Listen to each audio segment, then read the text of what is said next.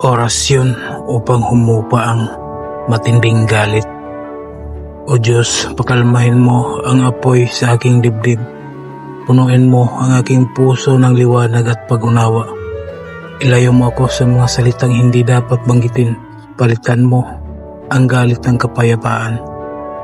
Sa iyo ko ibinabalik ang aking isip at damdamin. Amen. Bigkasin lamang ang mga orasyon na sumusunod ng 3 beses at iihip sa isang basong tubig at inumin. Di kaya iihip mo sa iyong dibdib.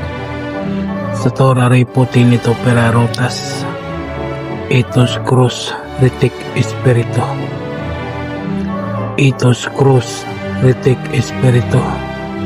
Itos cruz ritic espiritu. Amen. Gawin ito araw-araw hanggang sa humupa na iyong galit. Maraming salamat sa mga tao na naniniwala at tumangkilik sa mga binahagi kong kaalaman.